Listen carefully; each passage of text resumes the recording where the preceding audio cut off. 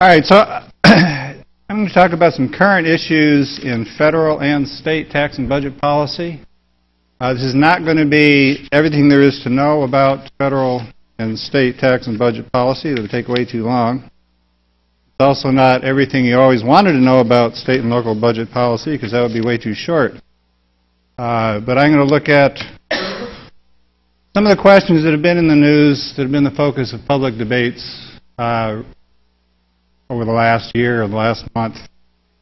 Is government too big? What about deficits, federal deficits? What contributes to them? How do we reduce them?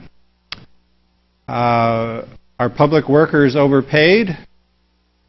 Certainly been a prominent issue at the state level.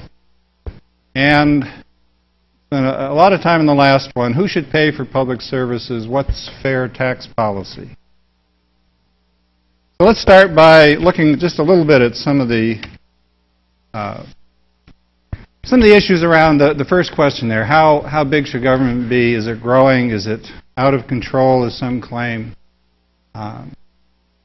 This is an historical view. This is in one of the readings, the Brookings paper, but I thought it was worth spending a little bit of time on it because it highlights a number of things.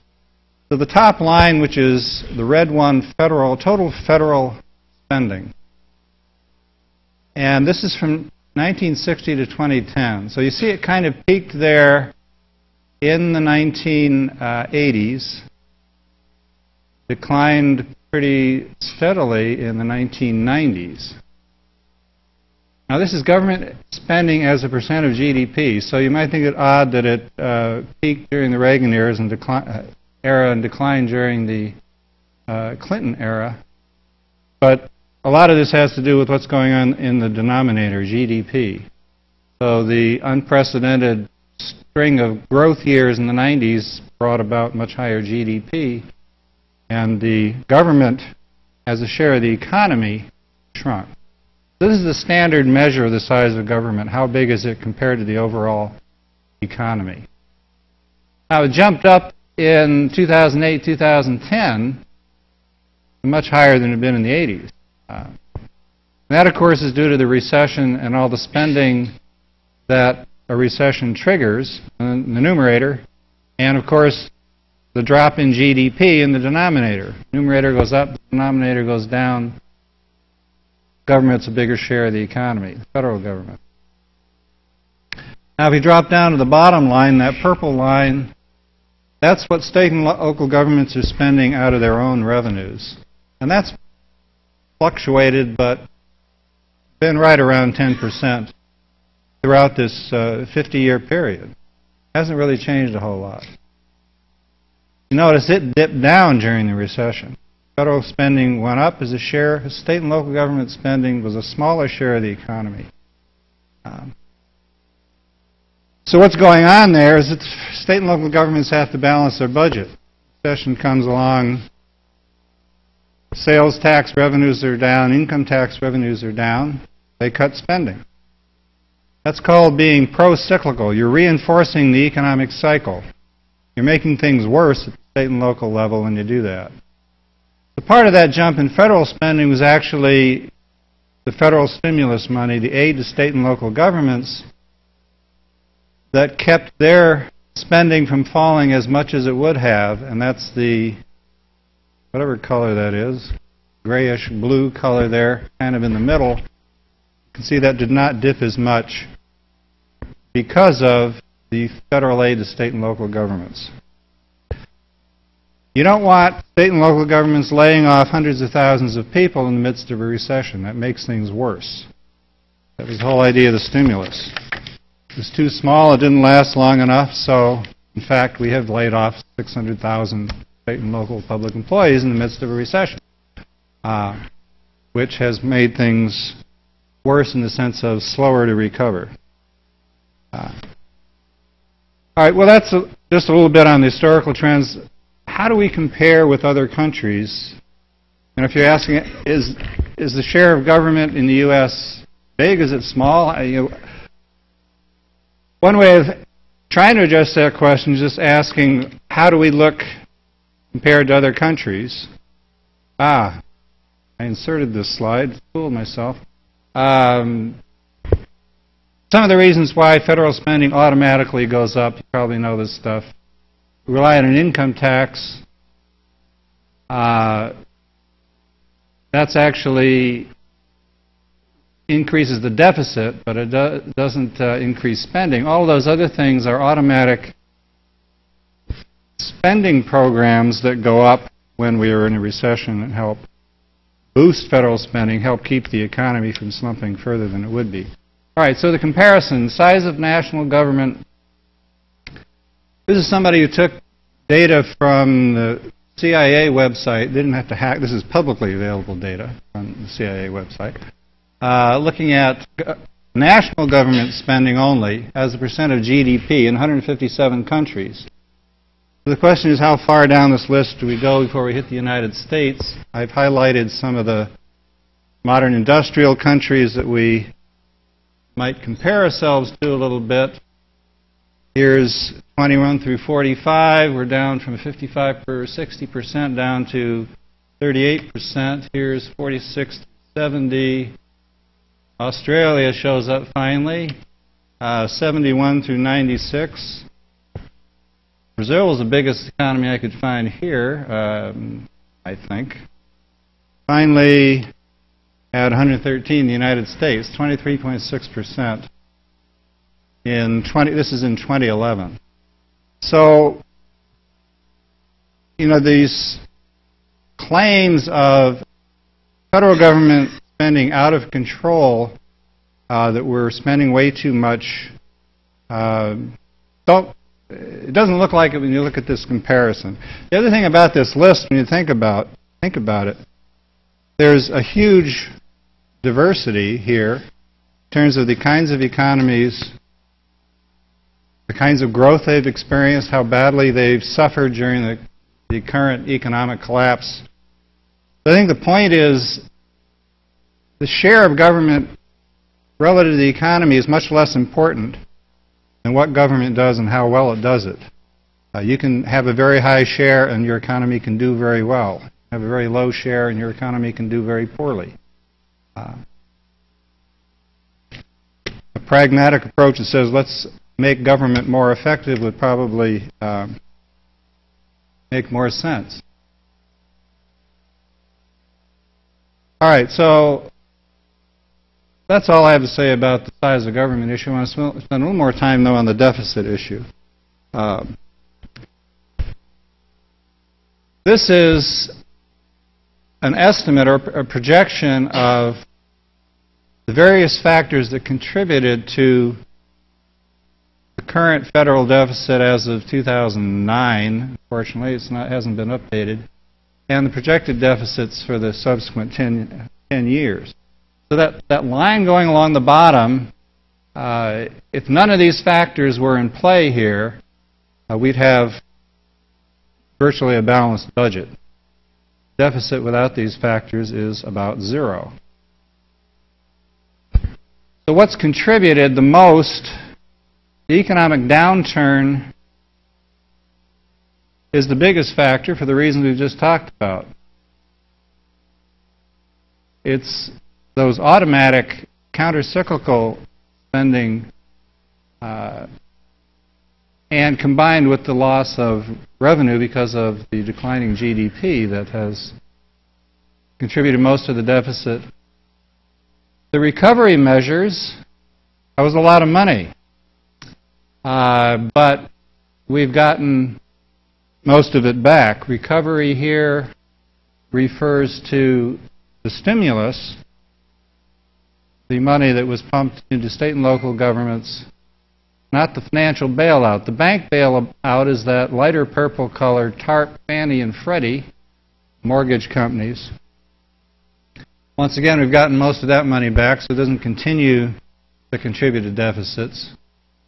The wars in Iraq and Afghanistan, I don't know how those would be revised in light of today's situation.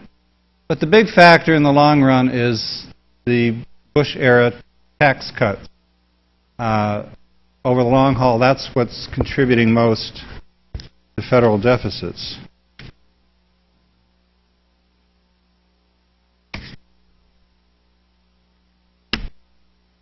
So here's the latest Congressional Budget Office projection of deficits.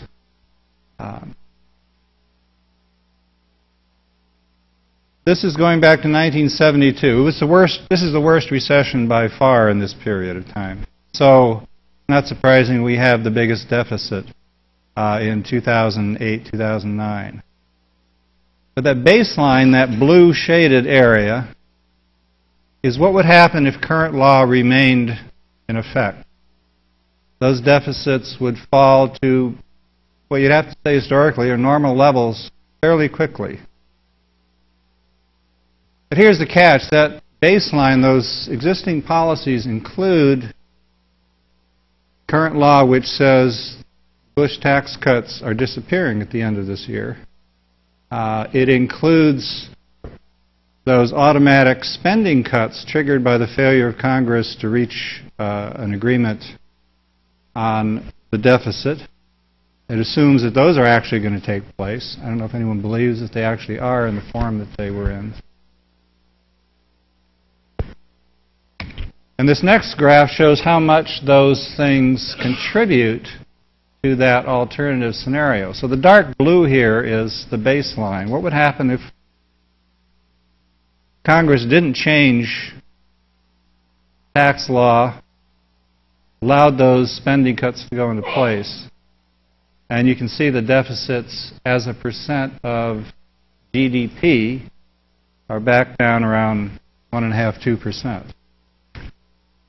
But again, the biggest factor in the alternative fiscal scenario are those tax policies. If instead of letting them expire, we allow all of them to be continued and don't replace them with anything else, that's when we have deficits not shrinking very much, in fact, beginning to increase again. That top line, additional debt service. Think about what that's doing there. Well, if we borrow more, every year after that, we've got to pay interest on that additional borrowing. So that continues to rise. Repaying borrowing adds to our future deficits. So there have been a lot of proposals out there about how to reduce deficits. I don't know if anybody went to the road show a year ago put on by, what was the name of that group? The Concord Coalition, yeah.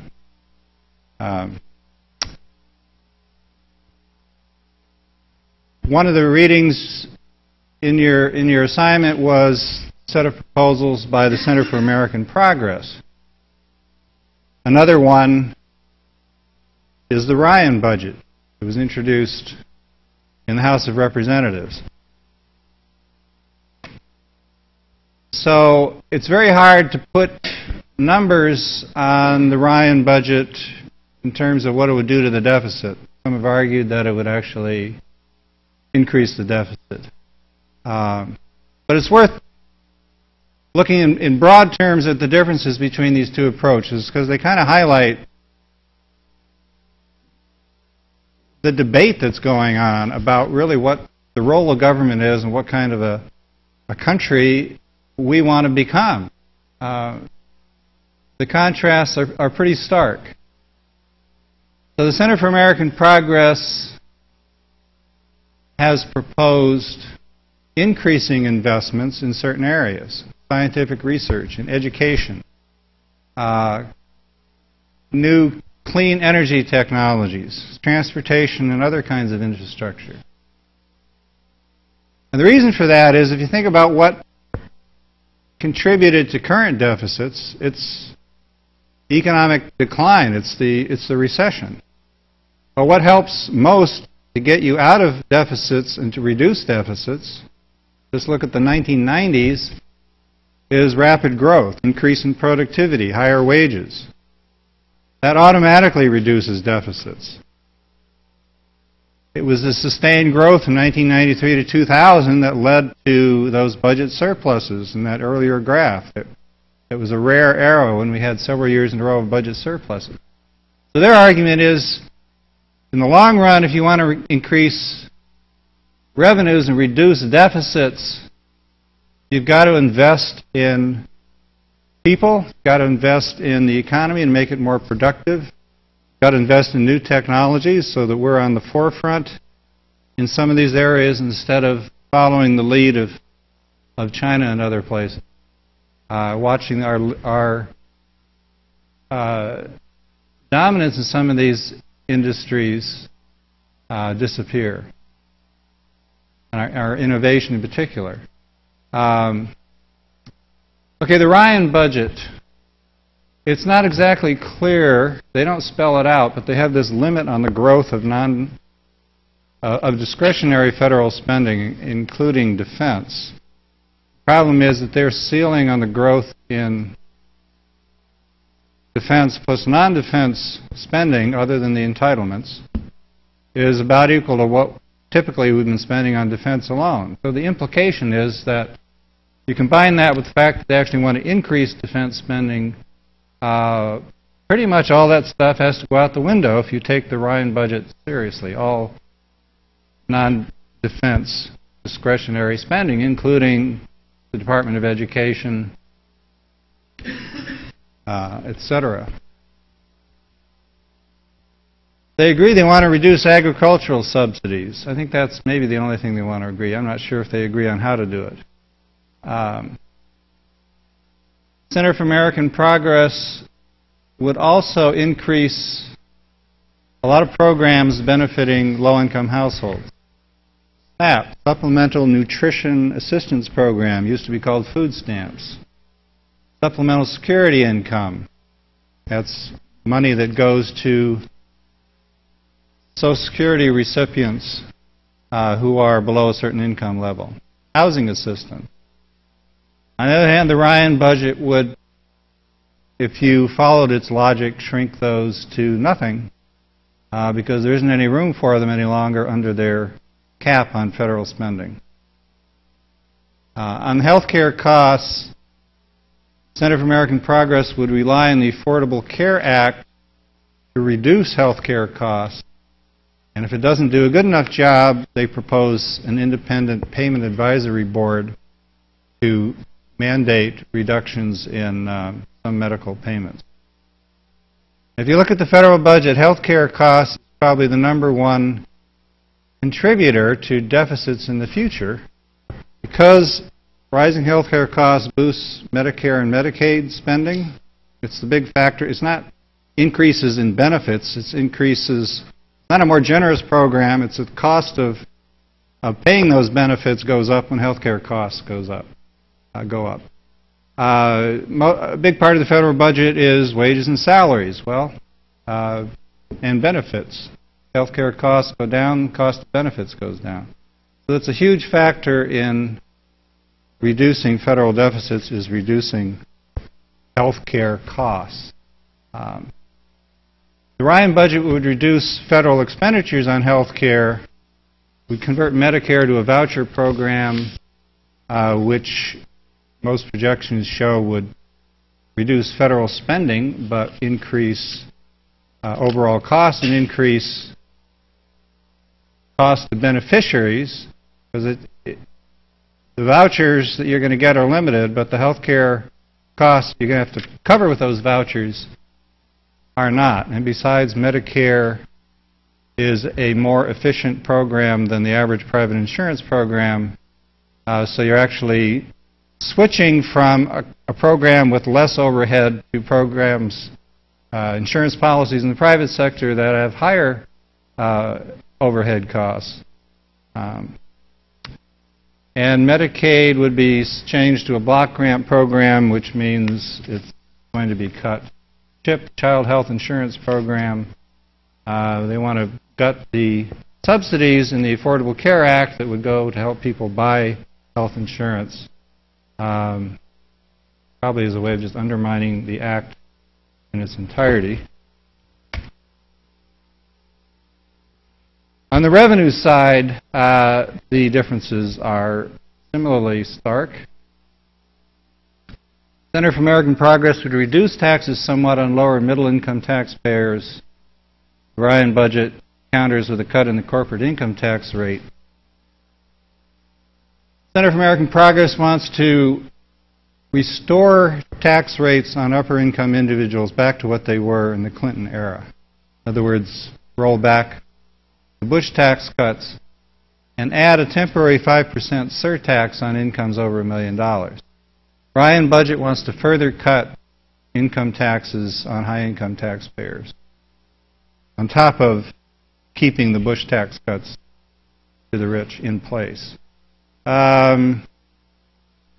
Carbon tax to reduce consumption of greenhouse gas causing products, and a financial transactions tax obviously are not going to be part of the Ryan budget.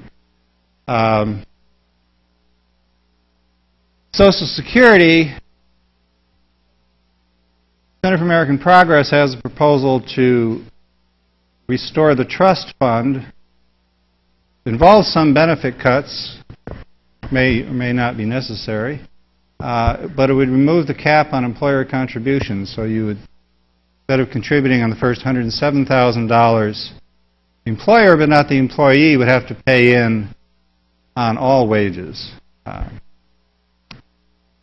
And the Ryan budget doesn't specifically say what they're going to do to Social Security, but based on what Ryan and other Republican leaders have talked about in terms of their approach to Social Security, cuts to benefits, raising the retirement age are certainly very likely. And finally, on the estate tax, the Center for American Progress would bring the estate tax back to where it was in terms of the exemptions pre-Bush, which I think we're still $3.5 million tax-free for individuals, $7 million for couples. I think that's the level, but I'm not sure. All right. A lot to argue about there, and I think we will see what becomes of that. But let me talk a little bit about the Social Security issue, because that's been another controversy, the extent to which Social Security contributes to the deficit. This is just an important thing to understand about Social Security. It's not an anti-poverty program. It's an insurance program. Everybody who works pays in and gets benefits from it. But it's been a hugely successful anti-poverty program. That blue line showing the increase in benefits per person in current dollars, I assume, and the red line showing the poverty rate among seniors. A hugely successful anti-poverty program.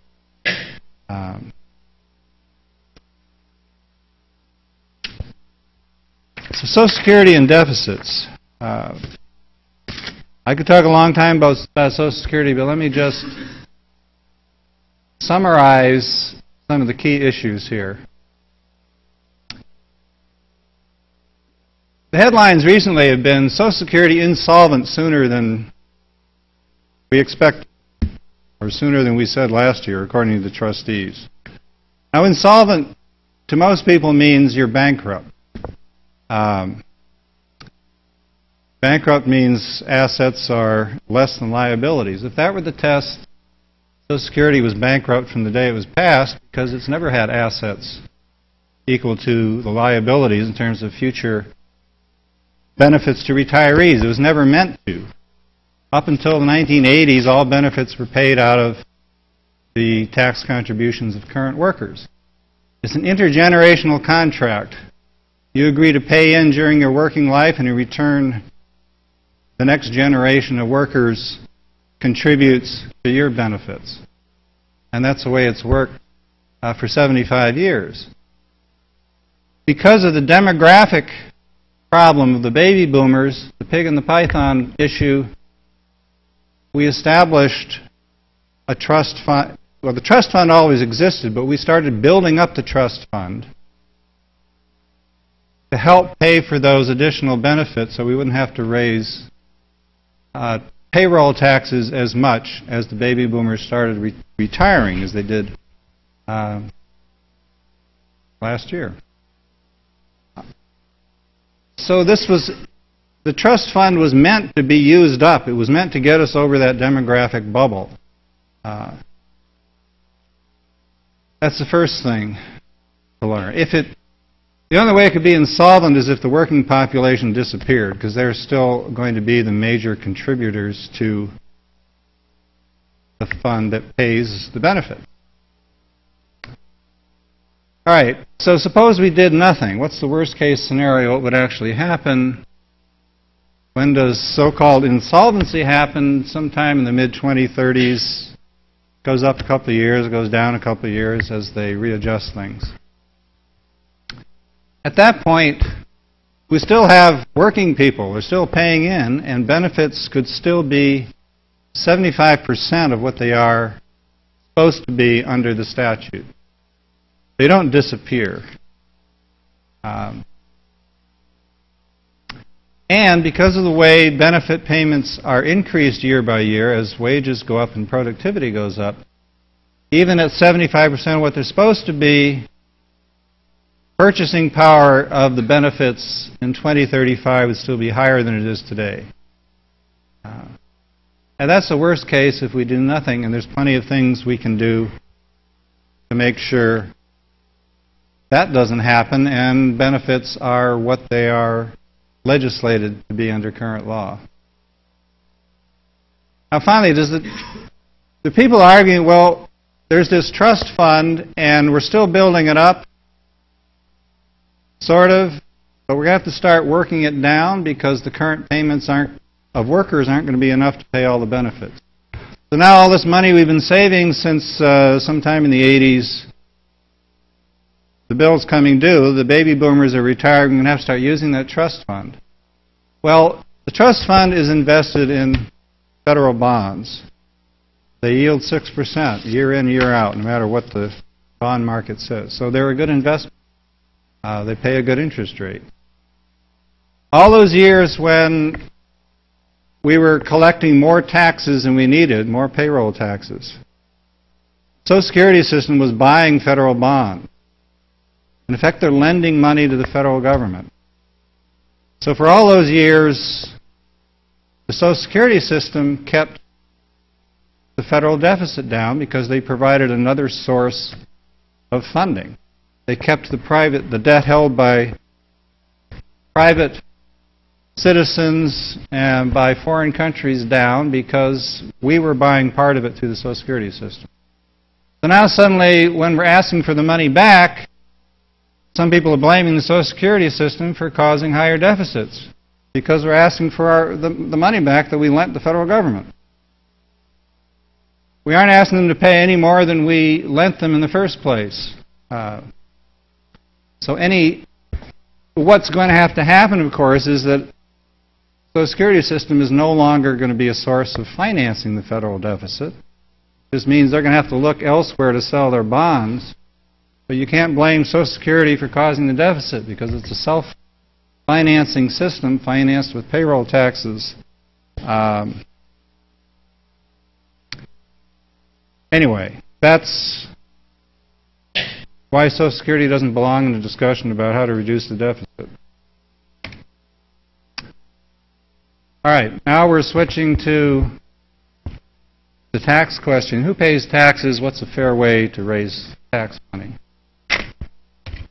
Whoa. All right, so in the 1936, that's when we started the Social Security system. Payroll taxes jumped up. They didn't exist before. We had to raise, as a share of the federal budget, they became suddenly quite large. But we also raised income tax rates, corporate income tax rates, and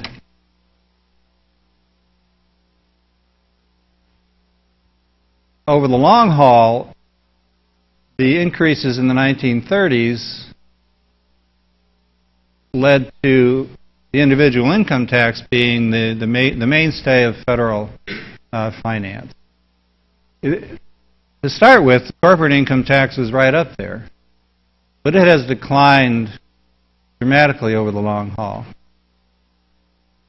Payroll tax has continued to rise because of demographics. There are fewer workers per retiree.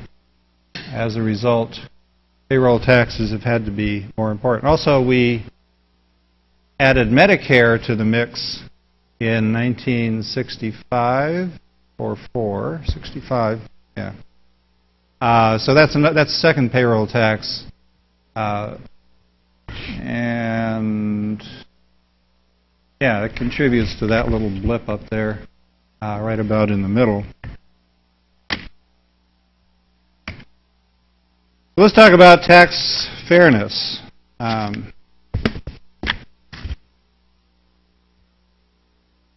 Can't talk about progressivity and who ought to pay what without talking about the context, which is the dramatic rise in income inequality in the U.S. in the last 30 or 40 years, particularly in the last 10 or 15 years. So this is after-tax income, the top 1%, the next 19%, in other words, the 81st to the 99th percentile, and then down at the bottom we have the bottom 20%. So 1979-2007, over that period we've had a lot of economic growth. Where has the growth gone in terms of income? It went, particularly in the 90s, mostly to the rich, mostly in the form of capital gains. Stock market was booming. When the stock market crashed, those capital gains disappeared. So the top 1% share came back down to something a little more reasonable, but since then it's just gone right back up again. So the richest 1%, their incomes grew 278% in almost a 30-year period. The bottom 20%, 18% growth. Where do the rich get their money? There's 4 categories here. Labor income. If you're not rich, that's where most of your money comes from. You work. For the top 1%, most of their income comes from owning things, businesses, stock, capital gains, increases in the value of something that you own. Stocks, Krugerrands, pork belly futures, whatever you're investing in, real estate. That's where the income is most concentrated, capital income. In other words, the richest 1% were getting 61% of all the capital gains earned in the economy. Well, that was in 1979. In 2007, they'd increased their shares of all those sources of income, doubled the share of labor income. Capital gains, now 3/4 of it goes to the top 1%. So what's taxed more heavily under our income tax code, labor income or capital gains? Well, labor income is ordinary income. It pays the full tax rate. Capital gains, you get a very substantial preference. Interest as well, which is why Mitt Romney's effective tax rate is 15%. And Warren Buffett's secretaries is more like 30%.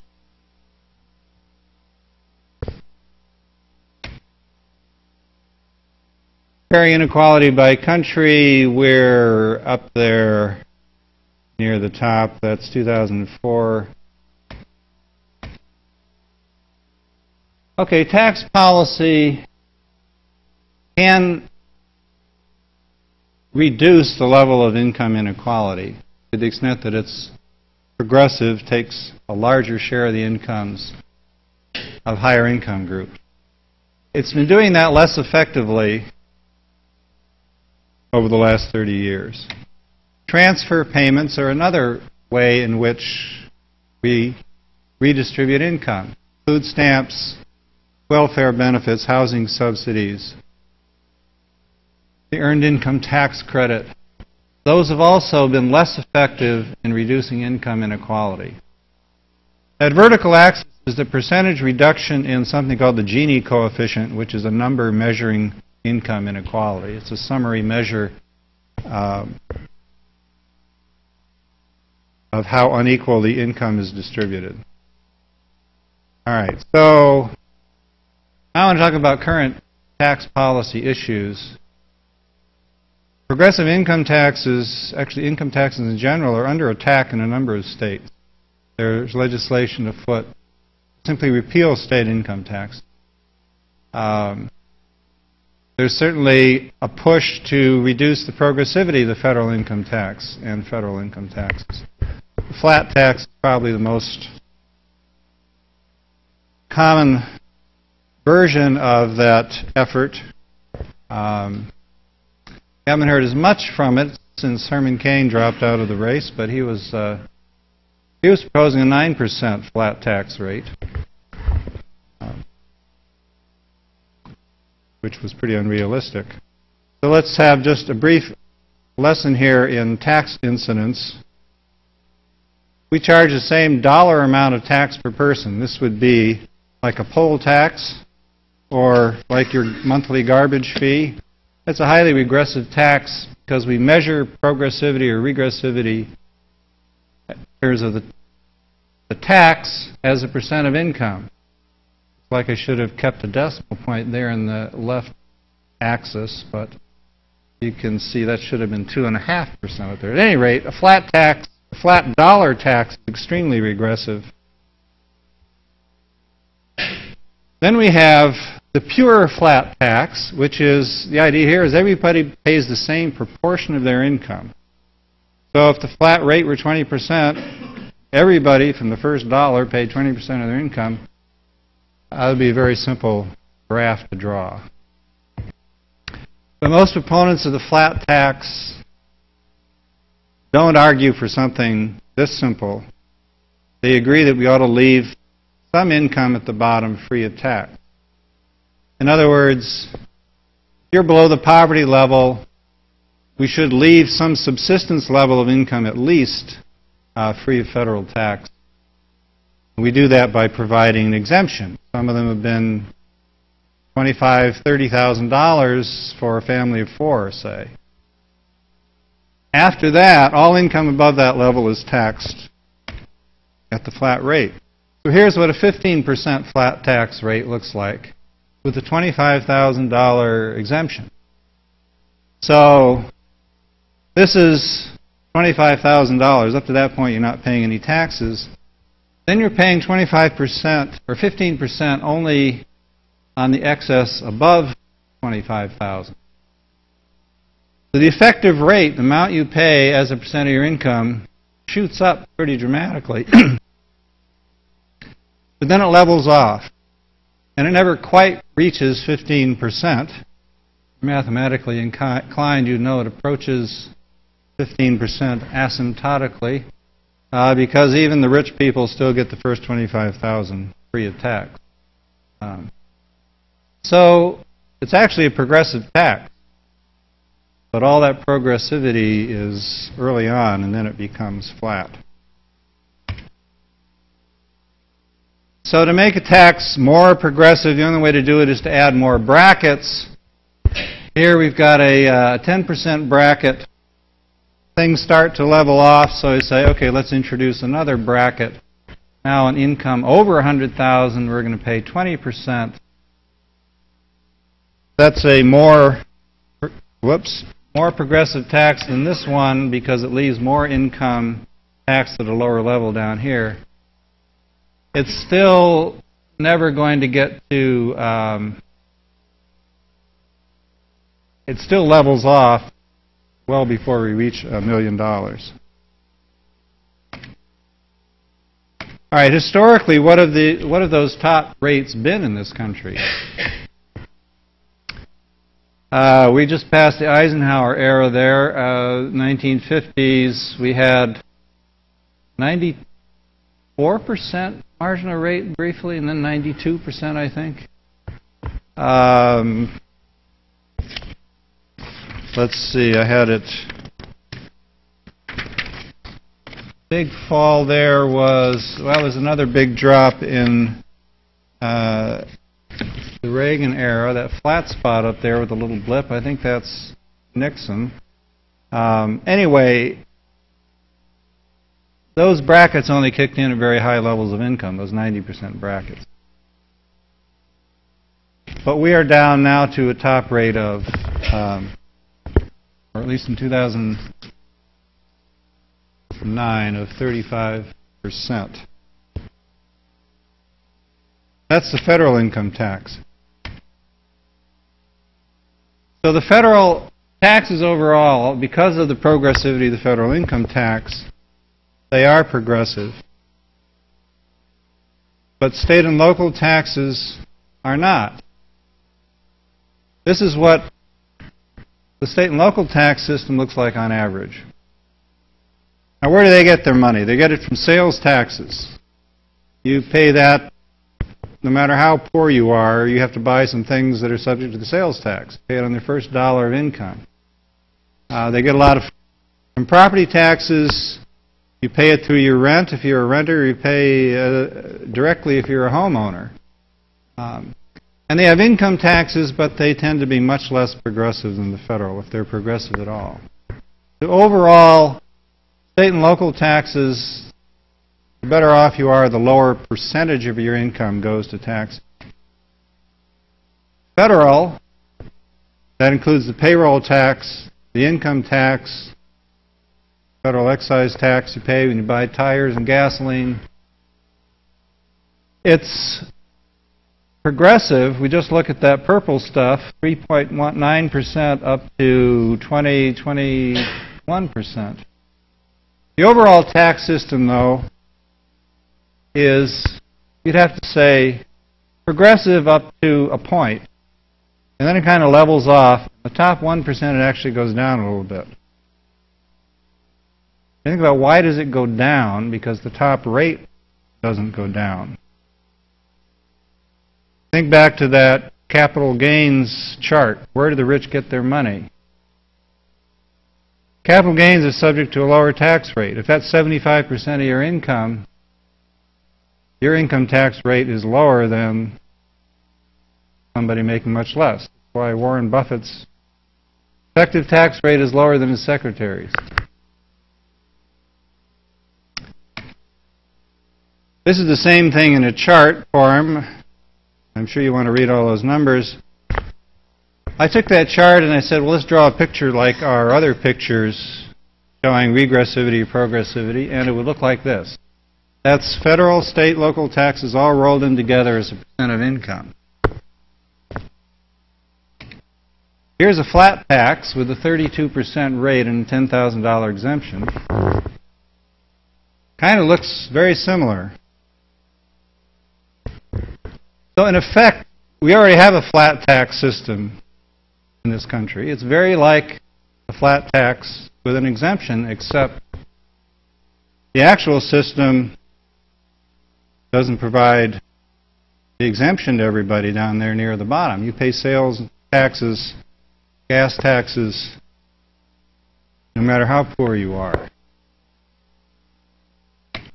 Could argue that we ought to change the income tax to a flat tax because that's fair. Ignores the fact that if you look at the overall tax system, we're already there. So what would happen if we went back up here and we made the federal income tax, which is the only really progressive part of that whole graph. Payroll tax is not progressive. It stops at $106,000. If we took the federal income tax and made it a flat tax, we'd knock down those bars at the very top.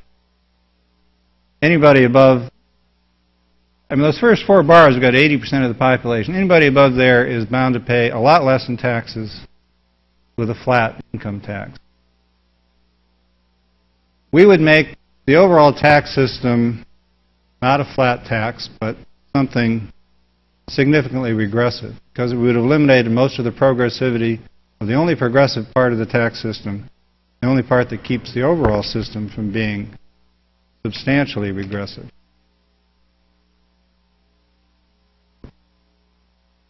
All right, another issue that's been in the blogosphere and commenting sections of newspapers and that, when people decided to publicize and make an issue of the fact that 46% of Americans paid no federal income tax in 2011. Well, it's an outrage. And the implicit message was that there's this permanent class of parasites that never pays any federal income tax, and they ought to start ponying up.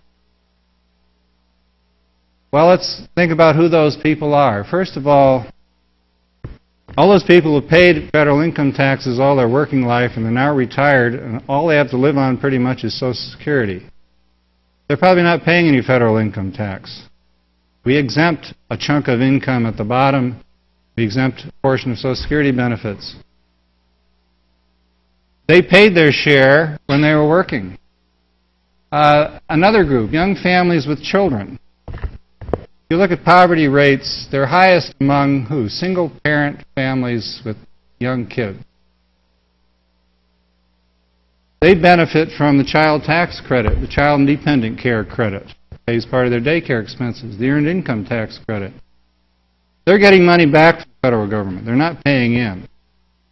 But that's a policy that we've adopted because they are a group that has very little discretionary income with which to pay taxes. You probably have no discretionary income. Another group, we're in a recession in 2011. The unemployed account for certainly a share of those paying no taxes. People who are sick without sick benefits or with disabilities that can't work. Another group, farmers and small businesses who have fluctuating incomes depending on how the economy is going. Business is down, corn prices are down. They may well pay no income taxes that year, but they'll pay it other years. And finally, entrepreneurs who started a business and have yet to earn a profit. They're not paying any income tax this year. And a lot of people during the recession said, you know, I can't find a job. I think I'll go out and start a business. So I would ask you to think about whether there are any of those categories where you think, yeah, they ought to be paying taxes. Why are they getting off not paying any? In fact, if you think about those young families, the unemployed, these are all of those groups, except the first, are groups that later on in life, or maybe even next year, are going to be paying taxes. So you pick one year, and you find a lot of people not paying federal income tax. When their business is doing better, when their business gets off the ground, when they get a job back, when they don't have kids in daycare anymore, they will be paying their share of income taxes. So if you were to devise a tax system actually that was friendly to small business and entrepreneurialism, it would be an income tax, because it says, it's not like a property tax. If you buy a building, set up a convenience store or a gas station, you pay property taxes right away. It takes a while to get going, you're not going to pay any income tax, federal or state. That's a nice help to somebody starting a business. In return, when you're successful and you're making a lot of money, then you will pay an income tax. All right, just a little bit about, very little bit about state government, since this was supposed to be state and local. We talked about state taxes. Just a little bit about Iowa. Here, the share of the state government's share of the state economy has actually declined in the last 20 years. The number of state employees hasn't changed much. There isn't any out-of-control growth in state government. State employees per 1,000 Iowans actually a little lower than it was in the mid-90s. About the same as it was in governor's first life as governor in '92. All Our tax system, like most state tax systems, is regressive. Percent of income paid in taxes, 11% at the bottom, more like 6% at the top. One of the things that's grown are business tax credits. Revenue has been very stagnant in the last few years, very little growth. But we're spending a lot more on business tax credits. One thing that hasn't grown is, I'll come to that in a second. Very briefly, the fourth issue on that second slide, we're going to talk about our public workers overcompensated. This is looking at Iowa only. What are your earnings given your education, your age, your gender? If you worked in the public sector, your wages in state government would be about 9% lower than somebody with the same education and work experience in the private sector. Local government, even bigger penalty. Women, bigger wage penalties. They do get better benefits, but that's part of the compensation package. The public sector wage penalty is still there, even when you take the value of their health and retirement benefits into account. All right, last two slides. One of the consequences of austerity, and I would say we've been in a period of austerity for several years in Iowa, in terms of cuts to the state budget that have not been restored when the recession ends, when bad times end.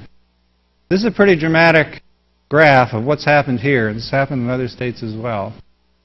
In a relatively short period of time, fiscal year 2000, the state provided 2/3 of the cost of an education at a Regents institution. Tuition covered a little over a quarter.